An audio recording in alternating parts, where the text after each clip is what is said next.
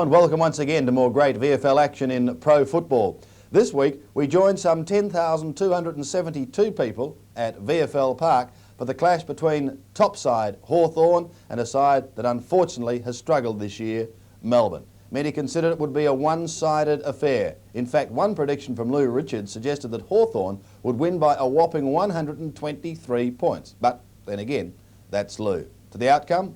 Well, we'll just have to wait and see. Let's go to the opening bounce there at VFL Park, and with me in the commentary position is Bob Skilton. Seven's big league cameras at VFL Park, and what can only be described in front of a most disappointing crowd. Whether that's the effect of the petrol strike or these two sides, who knows, but it is terribly disappointing. The Demons through Tony Campbell go into the half-forward line, but a good mark taken by Russell Green. We'll see Hawthorn repel. The Demons won the toss, kicked towards the freeway end, the Hawks towards the scoreboard end. We'll give you details of players in and out in just a moment, but I can tell you that Batterston, Dixon and Sizer for the Demons played in the twos. As for Hawthorn, Judge, Mew and Howard, as Grinter marks at the 50-metre line for Melbourne and a chance to put them deep into attack. Well, they've had the Super Sopper out to work, and you can see its effects there. Looks as though he's standing in a sandpit, but it might not be too bad. The sun's shining now. He's right on the 50-metre line. It's going to go deep into the square, length it over the top, gets a fist to it, and it goes through for one behind. So first score for the day to the Demons.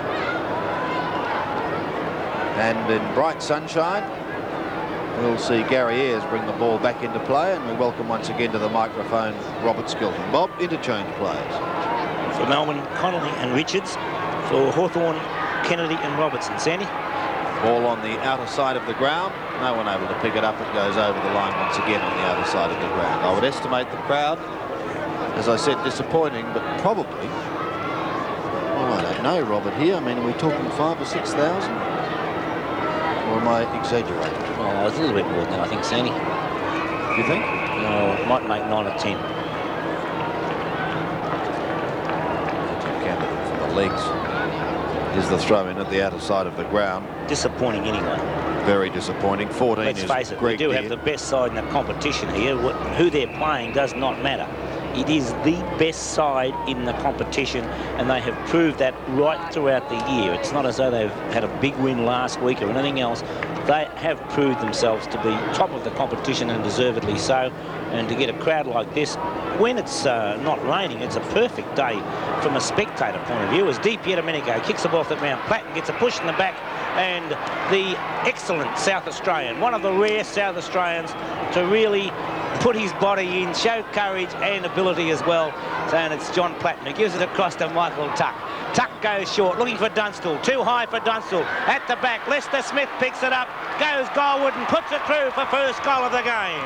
So Rod Lester Smith would be enjoying that particular moment after a good performance in the State of Origin match on Tuesday, in which Victoria were again beaten.